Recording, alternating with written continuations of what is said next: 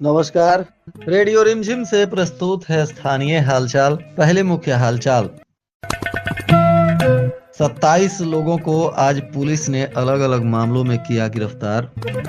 सासामुसा चीनी मिल को शुरू कराने के लिए जिला पदाधिकारी के पास पहुंचे किसान। एक ही गांव से एक युवती और 2 बच्चों की मां हो गई लापता, पुलिस जांच में जुटी। 10 फरवरी से होगी CBCS की परीक्षा। आपदा से बचाव को लेकर युवाओं को दिया जा रहा है प्रशिक्षण। स्थानीय हालचाल के इस अंक के साथ मैं निकेत मिश्र।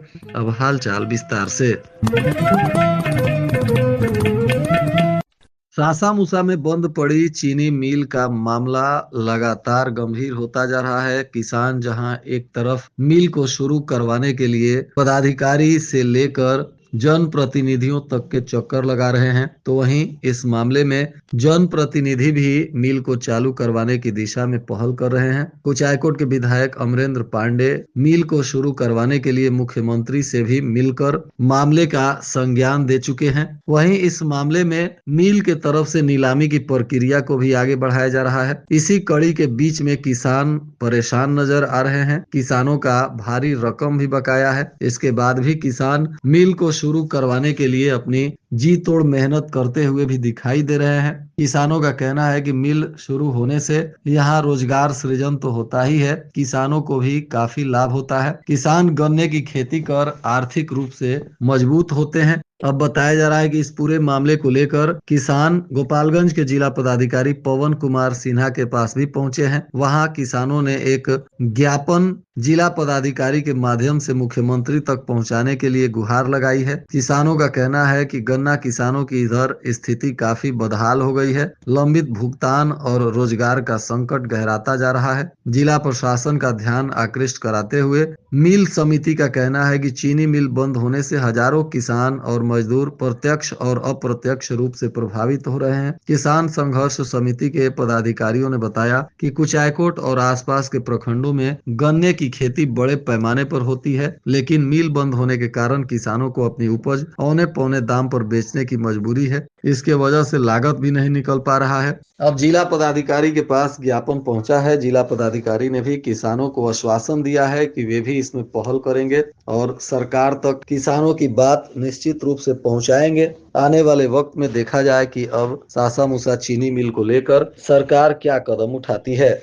पुलिस अधीक्षक विनय तिवारी के निर्देश पर गोपालगंज पुलिस ने अलग अलग थाना क्षेत्रों से अलग अलग मामलों में कुल 27 लोगों को गिरफ्तार किया। 24 घंटों में गिरफ्तार इन सभी लोगों को पूछताछ के बाद न्यायिक हिरासत में भेज दिया गया। इस मामले में पुलिस अधीक्षक कार्यालय से जो जानकारी दी गई है उसके अनुसार गिरफ्तार आरोपियों में एक आरोपी आर्म्स एक्ट में पकड़ा गया है, तो वहीं 5 लोग हत्या के प्रयास में गिरफ्तार किए गए हैं। इसके अलावा शराब के मामले और कोर्ट के द्वारा जारी वारंट के आधार पर भी कुछ लोगों की गिरफ्तारी हुई है। पुलिस ने 24 घंटों के अंदर भारी मात्रा में शराब की बरामदगी भी की है। बताया जा रहा है कि 1000 लीटर से अधिक देशी और विदेशी शराब को पुलिस ने जब्त किया है और इस कार्रवाई में 4 मोटरसाइकिल और 1 ट्रैक्टर को भी पुलिस ने जब्त किया है। अब इन सभी मामलों में पुलिस कानूनी कार्रवाई कर रही है।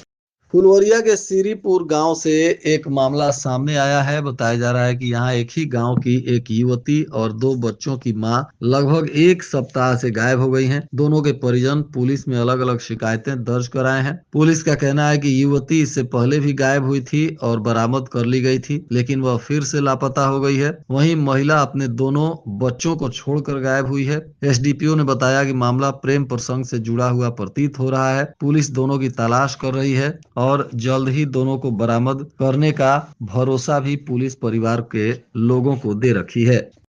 जयप्रकाश विश्वविद्यालय द्वारा आयोजित स्नातकोत्तर प्रथम सेमेस्टर यानी CBCS 2024-26 की परीक्षा 10 फरवरी से होगी। परीक्षा 2 पालियों में आयोजित की जा रही है। पहली पाली सुबह 10 बजे से दोपहर 1 बजे तक और दूसरी पाली दोपहर 2 बजे से शाम 5 बजे तक आयोजित की जाएगी। पाठ्यक्रम को 4 समूहों में बांटा गया है। A, B, C और D समूह में पाठ्यक्रमों का परीक्षा लिया जाएगा। इसके अंतर्गत क्रमशः इतिहास, अर्थशास्त्र, भूगोल, हिंदी, अंग्रेजी, दर्शन शास्त्र, राजनीति विज्ञान, मनोविज्ञान, भौतिकी, रसायन, प्राणी शास्त्र और वाणिज्य जैसे विषय शामिल हैं। निर्धारित तिथियों पर CC1, CC2, CC3 और CC4 की परीक्षाएं ली जाएंगी।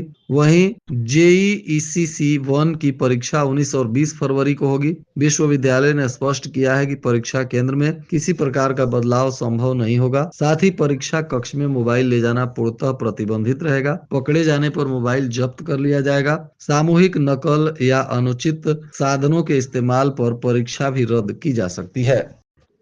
सरकार के तरफ से युवाओं को आपदा से बचाव को लेकर प्रशिक्षित किया जा रहा है। इसमें 18 वर्ष से 40 वर्ष तक के युवाओं को प्रशिक्षण दिया जा रहा है। इस प्रशिक्षण में युवाओं को बाढ़, भूकंप, सड़क दुर्घटना, आगजनी सहित विभिन्न प्रकार की आपदाओं से निपटने की व्यवहारिक जानकारी दी जा रही है। साथ ही प्राथमिक उपचार, सुरक्षित बचाव तकनीक, आपदा के समय समन्वय और राहत कार्यों की बारीकियों से भी अवगत कराया जा रहा है। प्रशिक्षित होने के बाद ये युवा आपदा मित्र के रूप में चिन्हित किए जाएंगे। बताया जा रहा है कि SDRF के अधिकारी इन युवाओं को प्रशिक्षित कर रहे हैं। अधिकारियों का कहना है कि बिहार एक बहु आपदाओं वाला प्रदेश है, जहां समय समय पर बाढ़, भूकंप, सड़क दुर्घटनाएं और अन्य प्राकृतिक और मानव जनित आपदाएं देखने को मिलती हैं। ऐसे में इन प्रशिक्षित युवाओं को आपदा के समय भीषण क्षति से बचाने के लिए इस्तेमाल किया जाएगा। ये सभी लोग प्रशिक्षण लेकर किसी भी आपदा के वक्त नुकसान को कम करने में अपना योगदान दे सकते हैं। ऐसे में अधिक से अधिक लोगों को प्रशिक्षण लेना चाहिए। जिला प्रशासन भी सक्रियता से ऐसे प्रशिक्षण कार्यक्रम का आयोजन करवा रहा है।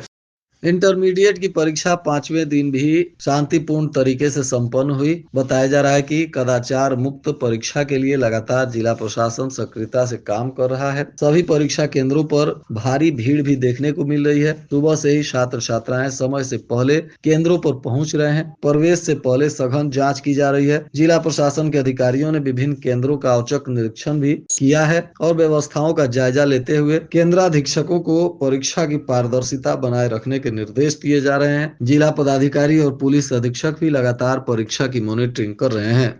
जिले के अलग अलग प्रखंड क्षेत्रों में मवेशियों को टीका लगाया जा रहा है। स्वास्थ्य विभाग और पशुपालन विभाग के नेतृत्व में मवेशियों को खुरपक्का और मुंहपक्का बीमारी से बचाने के लिए टीकाकरण अभियान चलाया जा रहा है। पशुपालन विभाग के निर्देश पर चलाए जा रहे इस अभियान के तहत टीकाकर्मी गांव-गांव में घूमकर पशुपालकों के घर पहुंच रहे हैं। कर्मी मवेशियों का टीकाकरण कर रहे हैं। भ्रमणशील पशु चिकित्सा पदाधिकारी डॉक्टर प्रवीण कुमार सिन्हा ने बताया कि अभियान की शुरुआत 2 फरवरी से हो गई है और 15 दिनों तक लगातार यह अभियान चलेगा और जिले के कोने कोने में जाकर मवेशियों को टीका लगाया जाएगा ताकि मवेशी गंभीर बीमारियों से बच सकें।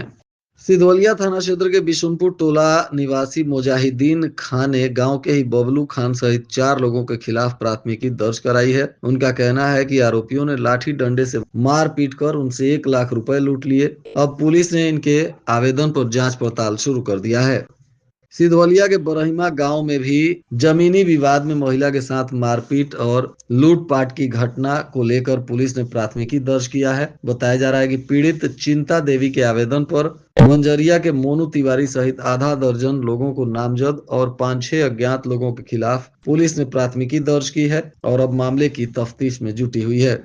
गोपालपुर थाना की पुलिस ने सोनहौला हाई स्कूल के पास वाहन जांच करते हुए एक कार से 192 लीटर से अधिक अंग्रेजी शराब और 33 लीटर देशी शराब जब्त की है। बताया जा रहा है कि शराब के साथ एक कार को जब्त कर पुलिस इसके तस्करों की पहचान में लगी हुई है। तस्कर पुलिस के आने से पहले गाड़ी छोड़कर फरार हो गए थे, जिसके बाद पुलिस ने गाड़ी और शराब को जब्त कर लिया है।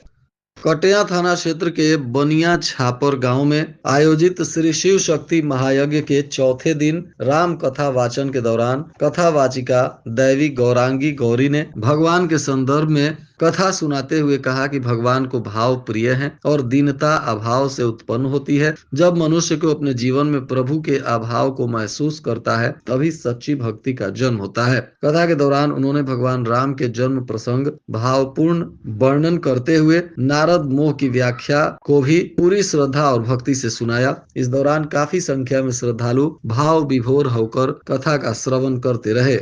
मोहम्मदपुर थाना की पुलिस ने मंगलपुर में तिलकोत्सव समारोह से एक मोटरसाइकिल को चुरा कर ले जाते हुए सूरज कुमार नाम के एक आरोपी को गिरफ्तार किया है। बताया जा रहा है कि यह आरोपी मंगलपुर का रहने वाला है और तिलक समारोह से मोटरसाइकिल की चोरी कर भाग रहा था। तभी ग्रामीणों को भनक लग गई और ग्रामीणों ने इसे दबोच लिया। पुलिस को जानकारी दी गई। मौके पर पहुंचकर पुलिस ने आरोपी को गिरफ्तार कर लिया है और अब इसमें आवश्यक कानूनी कार्रवाई की जा रही है। पटना में भारतीय कृषि अनुसंधान परिषद की तरफ से समेकित कृषि प्रणाली विषय पर आयोजित 5 दिवसीय कृषक प्रशिक्षण सह प्रक्षेत्र भ्रमण कार्यक्रम का समापन हुआ। इस कार्यक्रम में सिक्किम राज्य से आए कुल 27 कृषकों ने सहभागिता की। कार्यक्रम का मुख्य उद्देश्य किसानों के ज्ञान एवं कौशल को सुदृढ़ करते हुए टिकाऊ संसाधन, दक्ष तथा विविधीकृत कृषि पद्धतियों को बढ़ावा देना था। प्रतिभागियों को संबोधित करते हुए संस्थान के निदेशक डॉक्टर अनूप दास ने उत्पादन हानि को कम करने के लिए आवश्यकता के अनुरूप संसाधनों के विवेकपूर्ण उपयोग के साथ जलवायु अनुकूल कृषि पद्धतियों को अपनाने पर बल दिया। उन्होंने कहा कि सूचना प्रौद्योगिकी एवं कृत्रिम बुद्धिमत्ता के माध्यम से स्मार्ट खेती पद्धतियों को अपनाना कृषि को अधिक दक्ष, सुदृढ़ तथा भविष्य उन्मुख बनाने के लिए अत्यंत आवश्यक है। साथ ही उन्होंने किसानों की आय में वृद्धि के लिए कृषि उद्यमिता, मूल्य संवर्धन तथा बाजार से जुड़ाव के बढ़ते महत्व को रेखांकित किया। इससे पूर्व डॉक्टर संजीव कुमार, पाठ्यक्रम निदेशक एवं प्रमुख फसल अनुसंधान प्रभाग ने प्रशिक्षण कार्यक्रम का समग्र प्रतिवेदन एवं मूल्यांकन प्रस्तुत किया तथा प्रतिभागियों को उपलब्ध कराए गए प्रमुख अधिगम निष्कर्षों एवं प्रक्षेत्र आधारित अनुभवों पर प्रकाश डाला तथा उन्होंने प्रशिक्षण में प्राप्त ज्ञान को धरातल पर उतारने के लिए किसानों को प्रेरित किया। कार्यक्रम के दौरान प्रतिभागियों ने अपने अनुभव साझा किए और प्रशिक्षण की व्यवहारिक उपयोगिता एवं प्रासंगिकता पर संतोष व्यक्त किया। डॉक्टर आशुतोष उपाध्याय, प्रमुख भूमि एवं जल प्रबंधन प्रभाग ने कविता के माध्यम से समेकित कृषि प्रणाली के महत्व को रेखांकित करते हुए प्रतिभागियों से अपने अपने खेतों में इसे व्यवहारिक रूप से अपनाने का आह्वान। समापन सत्र के दौरान प्रतिभागियों को प्रमाण पत्रों के साथ साथ कृषि इनपुट जैसे सब्जी एवं धान के बीज, प्रूनिंग कैंची, फावड़े आदि वितरित किए गए। पूरे सत्र का संचालन डॉक्टर अभिषेक कुमार, सह पाठ्यक्रम निदेशक सह वैज्ञानिक के द्वारा किया गया। कार्यक्रम का समापन धन्यवाद ज्ञापन के साथ हुआ, जिसे डॉक्टर शिवानी, पाठ्यक्रम समन्वयक एवं प्रधान वैज्ञानिक ने प्रस्तुत करते हुए कार्यक्रम की सफलता में योगदान देने वाले वैज्ञानिकों, कर्मचारियों एवं प्रतिभागियों के प्रति आभार व्यक्त किया। और आज के मौसम का तापमान गोपालगंज में न्यूनतम 12 डिग्री सेल्सियस और अधिकतम 25 डिग्री सेल्सियस रहने की संभावना है। अंत में मुख्य हालचाल एक बार फिर। 27 लोगों को आज पुलिस ने अलग अलग मामलों में किया गिरफ्तार। सासामुसा चीनी मिल को शुरू कराने के लिए जिला पदाधिकारी के पास पहुंचे किसान। एक ही गांव से एक युवती और 2 बच्चों की मां हो गई लापता, पुलिस जांच में जुटी। 10 फरवरी से होगी CBCS की परीक्षा। आपदा से बचाव को लेकर युवाओं को दिया जा रहा है प्रशिक्षण।